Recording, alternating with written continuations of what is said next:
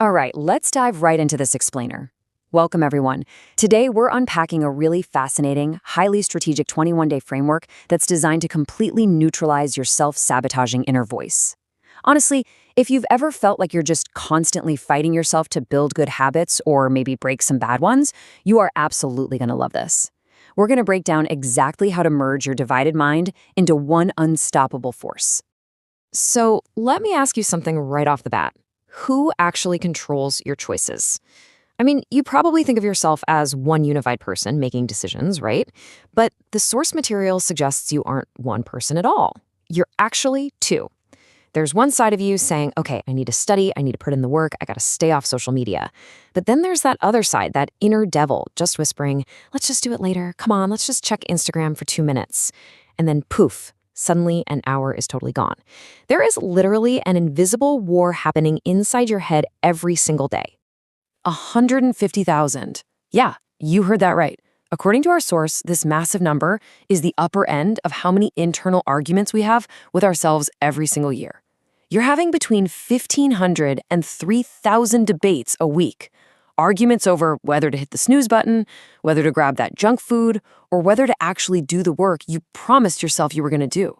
And your confidence, your career, your overall happiness, it all depends entirely on who wins these little internal micro battles. Okay, moving to our first core section. Section 1, how your devil wins. We really need to understand the enemy here. Because look, the negative side of your mind, the devil, it doesn't usually win through brute force. It wins through master manipulation and incredible speed. A lot of times you don't even realize you've made a bad choice until 2 solid hours of scrolling have gone by. Your inner devil knows that if it just tells you, hey, we're never going to study again, well, you'd panic. Your good side would immediately fight back. So instead, it hijacks your logic. It says something like, hey, let's just study after eating. Science says eating reduces stress, so you'll actually be more productive. It is a trap, wrapped up in a perfectly reasonable sounding excuse. And just like that, you're eating a sandwich, watching a show, and studying is completely off the table.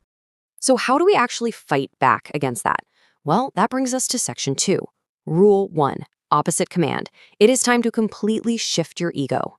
To defeat an enemy that uses your own craving for comfort against you, you have got to initiate a massive ego shift. You have to stop negotiating entirely. The rule here is brutal, but it's simple. When the devil speaks, do the exact opposite. The very second that negative voice tells you to relax for 10 more minutes or to just glance at your phone, you must challenge it and immediately take the opposite action. If it says, let's sleep for 10 more minutes, you say, I've listened to that lie for years, I'm getting up right now. You have to shock your system by completely defying what your inner devil expects.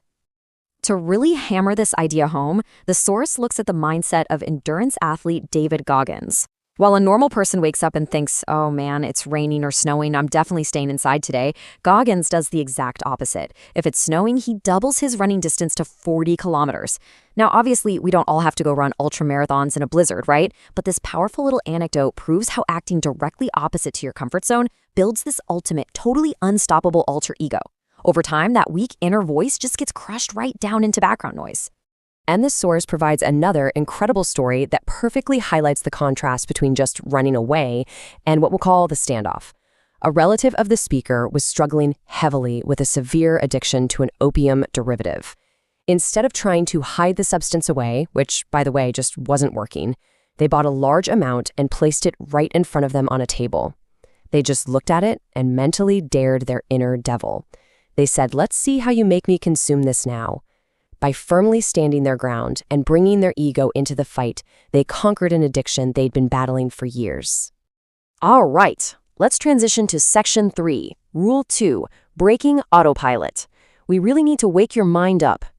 Because here's the thing, the law of opposite command is incredibly powerful, but it literally only works if you're actually awake enough to hear the devil speaking in the first place. If you're just sleepwalking through your daily life, you can't fight back. So I want to try a super quick psychological experiment with you right now. Just internally, ask yourself, what is your next thought? Did you notice what just happened? Silence. Just a total blank space. The very second you actively asked yourself what you were going to think next, your mind just froze. And this exact blank moment proves a profound point from our source. You are usually living on complete and total autopilot. The only reason your mind went blank just now is because you finally stepped into the driver's seat. When you aren't paying close attention, random thoughts and impulses are basically just driving you around like a passenger in your own life. To permanently break out of that autopilot mode, the source introduces this concept called the zero-thought state. This is a state of total conscious awareness. To train your mind to achieve this highly coveted, distraction-free state, the practice is to sit in complete silence twice a day. And you do this for a very specific amount of time, a number of minutes exactly equal to your age. If your mind wanders, pull it right back. Over time, you stop being a slave to every passing thought, and you gain absolute control over your actions before they even happen. And once you have that control, you're ready for Section 4. Rule 3. Emotional visualization. Let's rewrite those habits. So, now that you're awake and actively fighting back, the crucial point here is reprogramming your subconscious mind using its own native language. Remember how the devil uses logic against you? Well, it's time to return the favor. The subconscious mind's greatest strengths are feelings and emotions. It literally cannot tell the difference between reality and a vividly imagined emotion. Think about it. When you watch a scary movie, you know for a fact it's fake, but your heart still races, right? We can weaponize those intense emotions to completely rewrite our own software. And here is exactly how you do it. Through a really effective 5-minute nighttime routine. First, you sit down, close your eyes, and take a deep breath. Second, you state your new habit out loud with real conviction. Third, and this is the most important part, you visualize the action with intense emotion. You have to feel it as if it is happening right now. And the source notes that this isn't just nice theory either. This exact type of visualization is a secret weapon used by elite performers. We're talking about people like Virat Kohli and Cristiano Ronaldo using this to manifest absolute success. Let's look at a really practical example of this. The 5:30 a.m. miracle.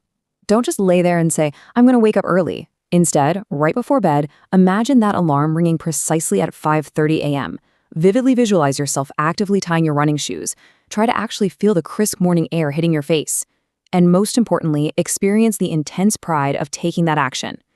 The source promises that if you meticulously visualize and truly feel this routine right before bed, your subconscious is going to believe it's real. Your eyes will naturally snap open at 5:30 a.m. without any resistance at all. Which brings us to our fifth and final section, the 21-day challenge. It is time to merge your mind. So, we've covered the theory, we've identified the enemy, and we've learned the tactics. Let's do a quick recap of the 3 strategic weapons you now possess in your new internal armory to defeat self-sabotage. First, enforce the law of opposite command. When that weak voice speaks, immediately do the exact opposite. Second, break the autopilot by practicing the zero-thought state. Catch your thoughts before they become actions. And third, reprogram your mind through emotional visualization. Feed your subconscious vivid emotional proof of your new habits. The source ultimately challenges us to apply these specific strategies consistently for 21 days to force these 2 warring minds to merge into one singular, highly effective identity. So I'm going to leave you with one final, absolutely critical question. Will you just continue to be a slave to your inner devil, constantly losing those 150,000 invisible arguments a year? Or will you accept this 21-day challenge and finally take absolute control? The choice is entirely yours. Thanks so much for joining me for this explainer, and I will see you next time.